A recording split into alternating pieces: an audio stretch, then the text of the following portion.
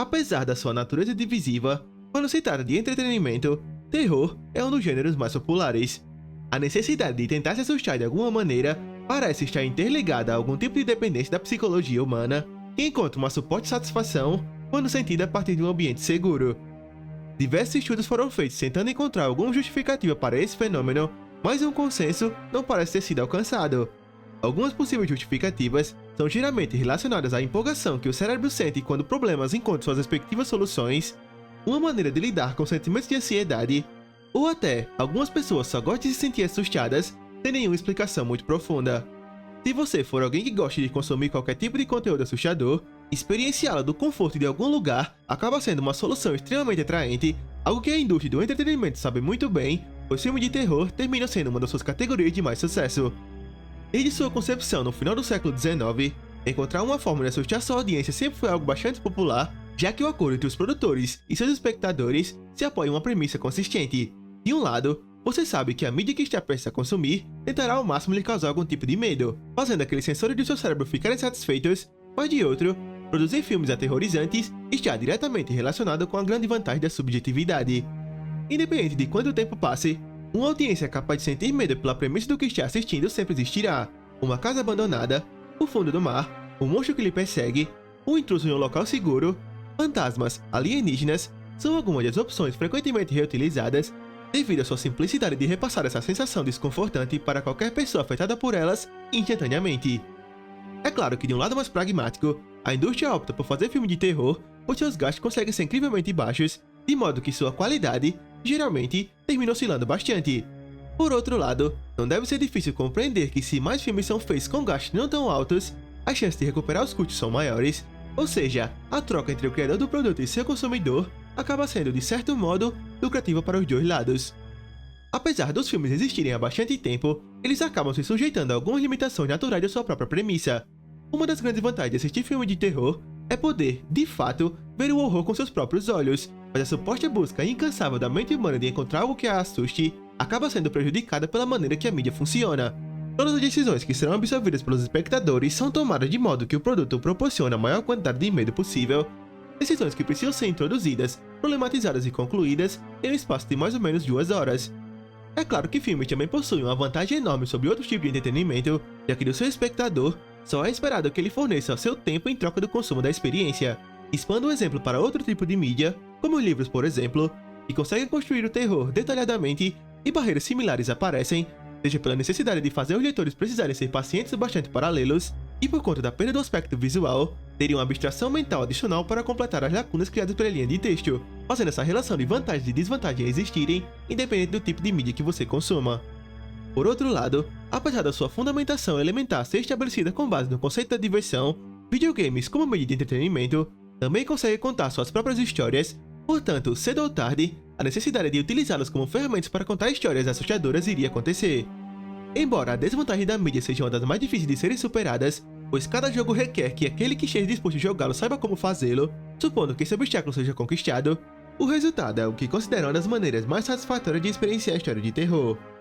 Como a natureza da mídia se apoia no conceito do se então, uma expansão da maior dificuldade presente nos filmes é resolvida pelos jogos, já que sua experiência não está necessariamente limitada a uma visão em particular, e pode se expandir conforme a variedade que cada desenvolvedor predispõe para os jogadores. Compreender como um dos subgêneros mais famosos da indústria foi estabelecido será o tema abordado por esse vídeo, que responderá de onde suas principais decisões de design surgiram, quais foram suas inspirações e como os desenvolvedores construíram uma base tão importante para a indústria de jogos e continua sendo relevante até hoje. Sempre que alguém pensa no termo survival horror, um jogo em particular sempre aparece como sendo ponto de referência para a criação do subgênero. Apesar dessa origem estar frequentemente associada ao título, vários outros jogos apresentaram ideias similares aos conceitos que ficariam famosos posteriormente. Em 1981, o então estudante da Universidade de Tóquio, Akira Takiguchi, desenvolveu um jogo que ficaria conhecido como AX2, Uchu Yusousen Nostromo, onde seu objetivo era escapar de uma nave espacial coletando itens necessários para completar sua jornada, enquanto sendo perseguido por um alienígena indestrutível.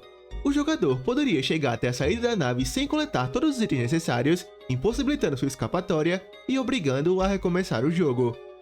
Um conceito parecido seria encontrado no jogo lançado no ano seguinte, desenvolvido pelo britânico Malcolm Evans, chamado 3D Monster Maze, que colocava o jogador em um labirinto tridimensional, procurando por uma saída na perspectiva da primeira pessoa, enquanto um Tiranossauro Rex lhe perseguia.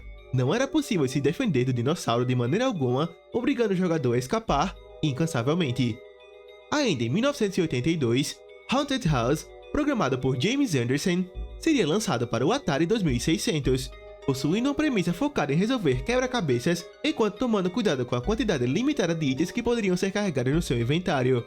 O jogo possui a temática de terror, fazendo o jogador enfrentar fantasmas e morcegos, com seu design focado na necessidade de desbloquear novas áreas quando os itens corretos são coletados. Algum tempo depois, em 1987, Shiryu Sensen, War of the Dead, desenvolvido por Katsuya Iwamoto, seria lançado para o MSX2. Frequentemente considerado o primeiro jogo do subgênero, o jogador controla Layla, tentando resgatar os sobreviventes de uma cidade enfechada por monstros, carregando-os para a segurança de uma igreja. O design do jogo mistura o mundo aberto de Dragon Quest com batalhas em 2D similares às encontradas em Zelda 2.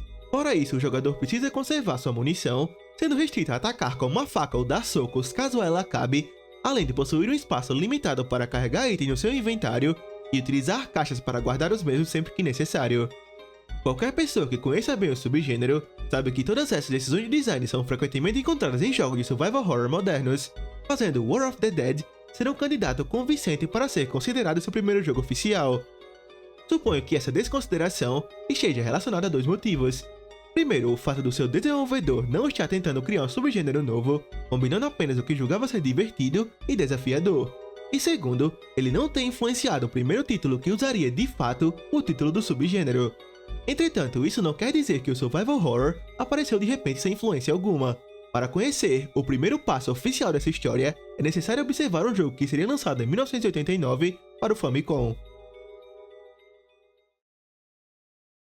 Em 1982, Tokuro Fujiwara frequentava a faculdade de design de Osaka quando um recruta da Konami o convenceu a ser contratado pela empresa para uma vaga de planejamento de produtos.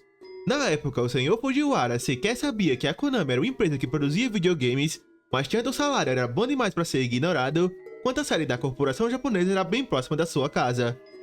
Após ser contratado oficialmente, seu trabalho inicialmente consistia em fazer a manutenção nas placas de acrílico das máquinas de apostas produzidas pela empresa.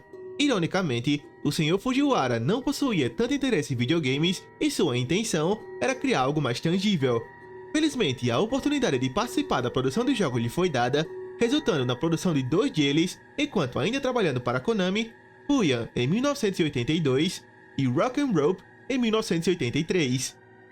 Ainda em 83, Fujiwara decidiu sair da Konami, acompanhando a saída de Yoshiki Okamoto. Ambos haviam recebido convites de pessoas diferentes para se juntarem a uma pequena empresa japonesa que na época ainda estava começando a produzir jogos eletrônicos, a Capcom.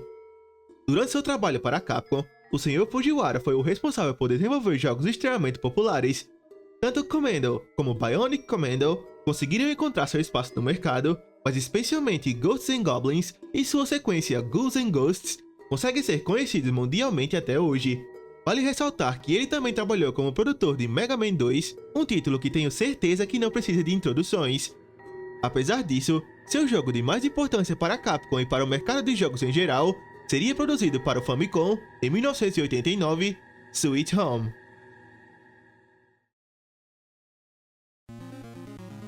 No que diz respeito ao seu desenvolvimento, Sweet Home ocupa um espaço bastante único, pois sua concepção não nasceu de uma ideia compartilhada pela sua equipe de desenvolvedores, mas por um acordo feito com a Capcom, que havia adquirido os direitos autorais para a produção de um jogo baseado em um filme de mesmo nome. Embora videogames sendo criados para promover filmes não seja uma ideia inovadora, a grande diferença desse acordo estava no fato de que bastante liberdade criativa foi dada para o seu diretor, o Sr. Tokuro Fujiwara, que não só por assistir ao filme antes de ele ter sido lançado, mas também foi capaz de visitar seus sets, obtendo do seu próprio diretor, o Sr. Kiyoshi Kurosawa, a liberdade de mudar a história do jogo da maneira que quisesse. A produção do filme acabou ficando tão interligada com o jogo da Capcom que o Sr. Kurosawa serviu como supervisor do jogo e o produtor executivo, que também atua como um dos personagens do filme, o Sr. Yuzo Itami, assumiu o papel de produtor do jogo do Famicom. Suponho que essa liberdade criativa seja a melhor opção para qualquer desenvolvedor que se encontre em uma situação parecida, já que não seria necessário pensar em quem eram os personagens ou suas personalidades, quais seriam seus objetivos ou dificuldades da sua jornada. O trabalho do diretor da Capcom era transformar um conceito pré-estabelecido em um jogo divertido, e acredite em mim quando digo, foi exatamente isso que ele fez. A qualidade dos dois produtos varia de acordo com suas preferências, e é claro que se você me perguntasse qual dos dois é o meu favorito, minha resposta seria o jogo, só que não pelos motivos que você imagina. Um detalhe importante é que mesmo no período do seu lançamento, Sweet Home para o Famicom chegou a ser considerado mais assustador que a sua versão cinematográfica, um fator inteiramente ligado à diferença na qual os dois tipos de mídia funcionam. Apesar de compartilharem a mesma premissa, ambos exploram suas narrativas de maneira completamente diferente. De um lado, o filme passa boa parte do seu tempo desenvolvendo seus personagens, seja estabelecendo acontecimentos anteriores ao começo da história, estabelecendo a personalidade de cada um deles, mostrando como conseguiram encontrar a chave da mansão, assim como a dificuldade para, de fato, abrir sua porta principal. Seria fácil dizer que tudo isso é desnecessário, mas não acredito que esse seja o caso. O desenrolar do enredo precisa acontecer dessa forma, pois um dos aspectos mais fundamentais em filmes de terror é fazer sua audiência se importar com seus personagens. Não deve ser segredo algum que cedo ou tarde algum dia eles irão perder suas vidas, e se o espectador não se importar com o personagem até então, o impacto do acontecimento não surtirá o efeito desejado, de modo que saber quem eles são e quais são suas motivações, por exemplo, são detalhes comumente utilizados por roteiristas para garantir que a audiência sinta algum tipo de conexão emocional quando as cenas-chave emergirem. Por outro lado, videogames não dependem dessa construção narrativa, já que o fator mais fundamental da mídia induz o jogador a se importar com o personagem que controla inconscientemente, pois caso isso não aconteça, a história não poderá ser concluída. É claro que mesmo com esse aspecto sendo algo que qualquer jogo carrega, cabe ao desenvolvedor intensificá-lo conforme a visão do seu projeto, e no caso de Sweet Home, Tokuro Fujiwara decidiu amplificar o terror da experiência, fazendo os personagens desaparecerem permanentemente quando seu HP for reduzido a 0. Para que a sensação de desespero seja enfatizada um pouco mais, recuperar seu HP não é uma tarefa simples, sendo necessário que o jogador encontre esses tônicos espalhados por toda a mansão, utilizando-os em batalha ou fora dela. Entretanto, depender inteiramente do item não é recomendado, já que os tônicos não são infinitos, e caso o jogador os consuma de maneira inconsequente, eles irão acabar. Por isso, garantir que eles sejam utilizados de maneira eficiente é o primeiro passo na direção correta para sobreviver aos terrores de Sweet Home. Assistindo filme de terror, não é incomum ver personagens tomando decisões confusas. Um dos maiores clichês cinematográficos ocorre quando grupos se separam em uma tentativa de investigar seja lá qual for o lugar desconhecido mais rápido. Outro conceito utilizado frequentemente por roteiristas, pois se os personagens precisam perder suas vidas, é necessário que o mistério seja prolongado pelo máximo de tempo possível para os outros personagens, de modo que a audiência consiga sentir algum tipo de tensão, mesmo após ter testemunhado um ponto-chave da sua narrativa. Uma série de acontecimentos que seria perdida instantaneamente se, por exemplo, todos os personagens testemunharem a assombração simultaneamente. Mais uma vez, videogames não precisam funcionar dessa maneira. No caso de Sweet Home, a antagonista da história aparece segundos após ela começar, uma revelação importante para o jogador, que sabe qual tipo de adversário ele precisará enfrentar para conseguir escapar da mansão com vida.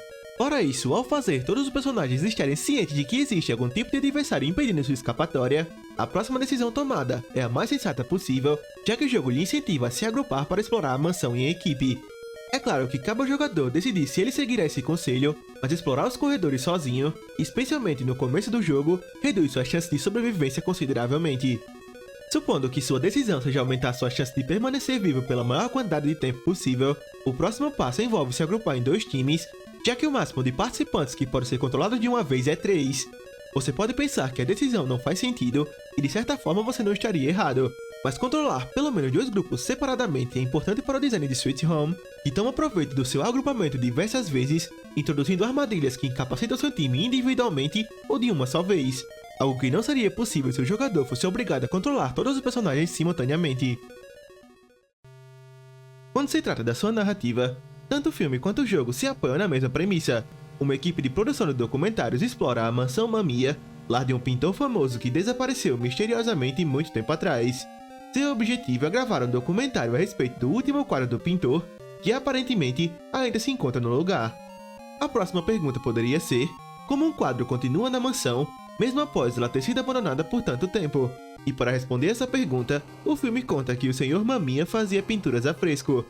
O conceito é utilizado para mostrar esse mural incrível, mas além de proporcionar os motivos para os protagonistas chegarem na mansão, e especialmente permanecerem nela, a segunda metade do filme termina os deixando de lado, priorizando sua temática sobrenatural. Os quadros também são utilizados como motivação para fazer a equipe visitar a mansão no jogo do Famicom, mas esperar que seus visuais possam competir com a realidade seria no mínimo absurdo. Observando esse aspecto do jogo um pouco mais de perto, é difícil não perceber que o tamanho dos quadros não chega nem perto da escala presente no filme, e os mesmos sprites são usados repetidamente em mais de um lugar, o que acaba mudando um pouco a premissa proposta, já que o filme estabelece que um quadro não tinha sido descoberto, mas o jogo contém vários deles. Analisar esse aspecto com escrutínio poderia proporcionar uma quebra de imersão, mas tenho certeza que as limitações de console da Nintendo eram um fator familiar para o diretor da Capcom, e tentou de tudo para aproveitar o máximo possível das motivações da sua fonte de referência. A essa altura, não deve ser segredo algum que Sweet Home é um jogo desafiador, seja a maneira que as armadilhas lhe surpreendem, os monstros que estão presentes nos corredores escuros, ou a tensão constante de perder um membro da sua equipe permanentemente. Terror é um sentimento familiar para qualquer pessoa que tente desvendar os mistérios da mansão Mamiya. Em meio a tanta pressão, os desenvolvedores tiveram a brilhante ideia de tomar proveito do ponto mais fraco da sua narrativa para modificar como os encontros do jogador com os quadros funcionam. Ao invés de serem utilizados apenas como motivo para os personagens ficarem presos na mansão, as pinturas do Sr. Mamiya servem como um pequeno guia para o seu progresso. Pode utilizar a câmera de um dos seus personagens para registrar a existência dos quadros, e uma mensagem secreta em cada um deles será revelada, seja lhe dando uma dica sobre como progredir a história, ou em certos momentos lhe explicando a perspectiva do pintor que os criou. A liberdade fornecida para Tokuro Fujiwara fica bastante presente aqui, já que diferente do filme onde o Sr. Mamiya é praticamente esquecido pela história, no jogo sua importante perspectiva se torna aparente, assim como quais foram suas reações aos acontecimentos que resultariam na perda de sua esposa e filho, ao ponto que eu diria que se você quiser conhecer a história um pouco mais profundamente, jogar Sweet Home é praticamente obrigatório. Enquanto falando sobre os aspectos exclusivos para o jogo, é impossível não chamar atenção para sua jogabilidade. Suas batalhas, por exemplo, ocorrem com essa perspectiva na primeira pessoa, onde o monstro adversário encara o jogador frente a frente, enquanto mecânicas de jogo de RPG são utilizadas para derrotá-los, conceitos inspirados na decisão de design feitos por Dragon Quest, uma ideia fácil de ser compreendida, considerando o enorme sucesso da franquia no Japão. Apesar disso, o Sr. Fujiwara utiliza o conceito da premissa para enfatizar a importância do trabalho em equipe. Enquanto em batalha, é possível escolher uma opção no menu que faz o personagem utilizar seu turno para pedir ajuda para alguém que está fora do combate. Imediatamente o jogo lhe dá controle do personagem fora da batalha e pode refazer os passos até o local do confronto e se juntar a ele.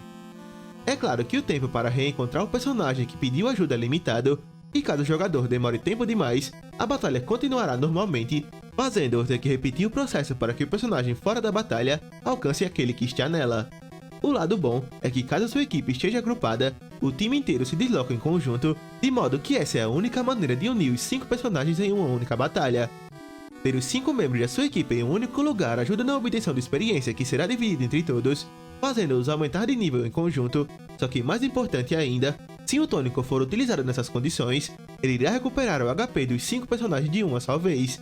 Minha recomendação, especialmente nas primeiras horas do jogo, é dividir sua equipe em 2 times e quando qualquer inimigo aparecer, gastar seu primeiro turno pedindo ajuda, para que seus adversários sejam atacados pelos seus golpes consecutivos. Outro detalhe importante e extremamente influente na construção do design de Sweet Home está relacionado com outro jogo de sucesso no mercado japonês, The Legend of Zelda. Em Zelda, é comum que o jogador encontre obstáculos no seu caminho e só podem ser superados quando itens específicos forem coletados.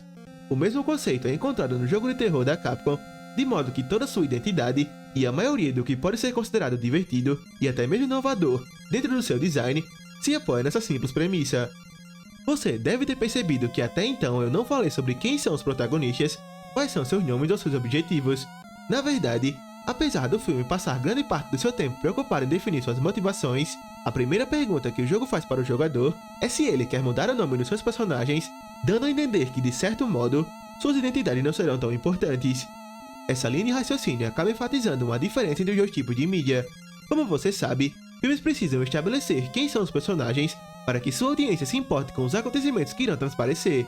Mas como essa necessidade não existe para os jogos, a mídia fica livre para desenvolver o seu terror de maneiras diferentes.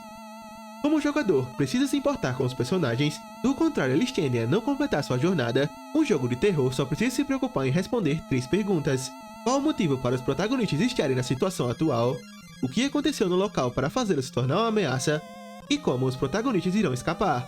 É claro que dependendo da história que o desenvolvedor esteja disposto a contar, perguntas adicionais podem sempre ser incluídas, mas acredito que tentar encontrar respostas para essas 3 perguntas em particular é um fator indispensável na criação de um jogo de terror divertido e especialmente assustador. Você pode pensar que todo o seu tempo em Sweet Home será gasto controlando cascas vazias, mas esse não chega nem perto de ser o caso. Apesar da sua falta de motivação, o jogo mais uma vez se aproveita da sua premissa para definir decisões de design importantes para o subgênero que ele ajudaria a criar. Sem que isso seja dito diretamente para o jogador, o jogo lhe convence a manter todos os personagens vivos a todo instante, já que cada um deles pode carregar uma arma diferente, aumentando o dano causado nos seus adversários, assim como 2 itens adicionais no seu inventário, possibilitando que mais itens sejam coletados e ajudando a resolver os quebra-cabeças um pouco mais rápido, e por fim, cada um dos personagens possui um item único necessário para o seu progresso. O isqueiro queima as cordas que bloqueiam seu caminho, além de ser usado em batalhas para causar dano às criaturas corpóreas. O remédio, capaz de curar qualquer maldição ou envenenamento tanto quanto for necessário. A câmera, que pode tirar uma foto dos quadros, revelando suas mensagens secretas, e também pode ser usado em batalha para causar dano às criaturas que não gostam de luz, como os morcegos. O aspirador de pó, que remove esses pedaços de vidro que bloqueiam seu caminho, além de remover a poeira dos quadros, que não podem ser fotografados enquanto sujos, e essa chave, que abre boa parte das portas trancadas. Embora essa ligação dos personagens com a jogabilidade seja uma tática executada para amplificar sua importância na narrativa, eu não diria que esse é o ponto mais forte de Sweet Home. Parando para pensar, a razão para o jogo ser lembrado tanto tempo depois de seu lançamento não está ligada aos seus personagens, tampouco sua jogabilidade, mas sim o local em que a aventura se passa, a Mansão Mamia. A ideia de explorar a ambientação, a procura de itens que removem barreiras no seu caminho, é estendida ao máximo aqui, devido à maneira que a casa é construída. Os gráficos do jogo do Famicom podem estar ultrapassados, mas a forma que cada uma das pequenas seções foram elaboradas mostra que os seus desenvolvedores tentaram ao máximo criar uma ambientação cheia de vida, com o intuito de que sua história seja repassada para o jogador de maneira indireta, como se a mansão fosse mais um personagem. Sejam diversos cadáveres espalhados por todo lugar, as mensagens escritas com sangue, as bonecas assombradas, os fantasmas que assombram os corredores, os cachorros que guardam o jardim, as sombras na janela, as teias de aranha, os arranhões nas paredes, a ambientação, incentiva o jogador a continuar se perguntando que tipo de terror aconteceu nesses corredores macabros, enquanto tentando manter-se atento para escapar do local com vida. Tudo isso sem que nenhuma linha de diálogo seja dita. Uma combinação do design das áreas com a jogabilidade também acontece, auxiliando o jogador a não se sentir frustrado com a sua progressão.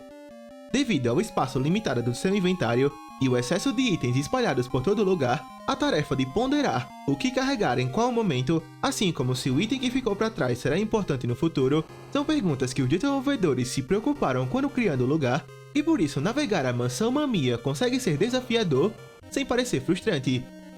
Pouco a pouco, as enormes seções do lugar irão se abrir, se intercalando umas com as outras, criando uma complicação para o jogador, que precisa navegar entre elas enquanto enfrentando os monstros no seu caminho, se perguntando onde o item necessário para progredir a história pode ser encontrado.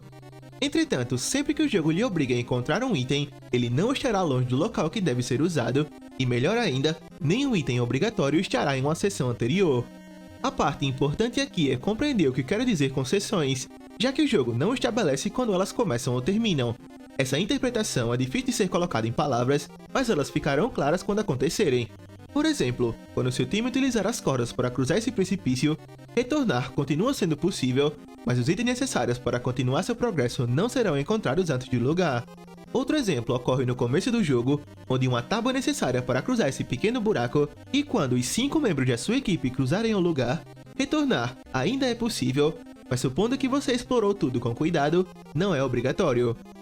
Por outro lado, não só cópias de 5 itens únicos existem, dando a possibilidade de completar sua jornada sem que seu time esteja sempre completo, mas também manter certos itens no seu inventário, embora não obrigatório, pode lhe recompensar.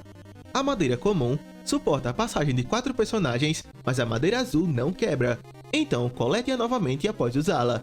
Evite descartar o martelo e a luva, não perca tempo coletando as botas, e a corda pode ser substituída pelo arco. Fora isso, salvar seu progresso pode ser feito a qualquer instante desde que você esteja fora das batalhas, então salve com frequência e tente não perder nenhum personagem. Tendo estabelecido quais foram as decisões de design que fizeram Sweet Home ser uma aventura memorável, um detalhe importante ainda precisa ser discutido: o que aconteceu na Mansão Mamiya? A resposta dessa pergunta traz à tona a culminação da separação entre o filme e o jogo, que abordam o desenrolar da narrativa de maneiras diferentes, mesmo que os dois se apoiem na mesma premissa. Para compreender o que eu quero dizer, é necessário saber a motivação da sua antagonista principal, a Senhora Mamiya. No seu 10º aniversário de casamento, o casal Mamiya teve um filho. Certo dia, a criança entrou na fornalha da casa sem que sua mãe, que estava preparando-a para ser ligada, percebesse. Ao acender o objeto, o desespero tomou conta da Senhora Mamiya e tentou salvar seu filho sem sucesso, sofrendo queimaduras por todo o corpo no processo. Seu desespero se transformaria em loucura quando a mãe magoada começaria a sequestrar crianças das proximidades, com o intuito de tirar suas vidas para que elas pudessem fazer companhia para o seu filho. Mesmo após perder sua vida, a Senhora Mamiya continua assombrando a casa à procura do seu filho. Tanto o filme quanto o jogo se baseiam na mesma premissa, um conceito que estabelece sua antagonista como alguém que cometeu crimes hediondos o bastante para fazer os personagens se questionarem o que aconteceria com eles se seu anfitrião os encontrasse. No filme, uma das suas melhores cenas responde essa pergunta de maneira impressionantemente clara, só que mais importante ainda é a maneira que a resolução do enredo acontece. No centro de Sweet Home está a história de uma mãe que, apesar de tantos anos de sofrimento, continua tentando encontrar seu filho, e é claro que o propósito da narrativa é mostrar essa conclusão, representada no filme de maneira clara e concisa. O jogo, por sua vez, estende a forma que a narrativa é contada, seja apresentando a perspectiva do Sr. Mamiya, ou representando como era a vida do casal antes do acidente, e por último, estabelecendo por meio da sua jogabilidade que os protagonistas conseguem canalizar o poder da sua mente através do comando oração no menu de batalha para causar mais dano aos inimigos não corpóreos. Por conta dessa complexidade exclusiva para o jogo, sua resolução termina sendo um pouco mais complicada, pois cada uma dessas subnarrativas devem ser concluídas antes da história terminar. Para que essa conclusão aconteça, é esperado que o jogador colete 4 itens importantes que estão espalhados por toda a mansão. A tarefa acaba sendo bastante traiçoeira, já que pelo menos 2 deles são fáceis de serem ignorados, induzindo aqueles que não os coletaram a ter que procurá-los novamente enquanto lidando com as diversas batalhas aleatórias. Em uma tentativa de evitar dores de cabeça, os 4 itens são coletados da seguinte maneira: empurre essa estátua para a esquerda e quando ela quebrar, o amuleto pode ser coletado. O diário é o primeiro dos 4 itens que serão encontrados, mas ele só pode ser coletado após ter sido lido, algo que só pode ser feito após coletar a Diary Key. A foto está nessa sala com chamas, encontrada antes da entrada do calabouço. O caixão é encontrado na última sala do calabouço. Assim que todos os itens estejam no seu inventário, o próximo passo envolve começar a batalha contra a Senhora Mamiya, e aqui é onde o jogador precisa resolver o último quebra-cabeça. No decorrer do confronto, é necessário prestar bastante atenção nas frases ditas pela sua adversária no final de cada turno. Como não existe um padrão para a ordem que as frases são ditas, tudo que o jogador pode fazer é continuar atacando esperando o momento perfeito, utilizando cada um dos itens em uma ordem específica, obrigando a Senhora Mamiya a confrontar cada aspecto do seu passado, concluindo a história. Olhando tanta informação de uma só vez, a impressão que se tem é que resolver esse quebra-cabeça sem algum tipo de auxílio seria impossível. Entretanto, essa decisão de design reflete o momento que conceitos extremamente importantes para o subgênero seriam estabelecidos. A relação entre definir bloqueios e fornecer soluções é balanceada por uma dificuldade importante para a construção de jogos de survival horror, e o exemplo citado anteriormente reflete um momento importante para sua experiência, onde o jogo exige que o jogador esteja prestando atenção na sua narrativa. Pensar que alguém iria enfrentar a Senhora Mamiya sem ter prestado bastante atenção nos seus arredores é algo difícil de acreditar, portanto, testar aqueles que se julgam preparados, ou enfrentando literalmente o último desafio proposto, é algo que do ponto de vista de um desenvolvedor é difícil de discordar. Um detalhe importante, entretanto, é ter certeza que o jogador compreendeu o que se espera dele antes da luta começar, do contrário, qualquer sentimento de gratificação pode ser substituído por frustração em um piscar de olhos. Uma conexão entre o jogador e a narrativa que ele experiencia é de extrema importância para que o propósito do jogo e assustar a quem o joga seja efetuado com sucesso. O papel do desenvolvedor é estabelecer essa relação de maneira gradativa, Assim, o jogador compreende que remover quaisquer barreiras no seu caminho é uma questão de investimento de tempo, algo que, quando feito com sucesso, se transforma na sensação de imersão. Apesar de não existir a possibilidade de trocar dificuldade antes de começar a história, Sweet Home balanceia sua experiência apresentando desafios com dificuldades variadas. Um quadro informa que a lança vai de um cavaleiro para o outro, perto de uma seção onde uma armadura carrega uma lança e outra não, e a conexão entre ambas deve ser feita naturalmente.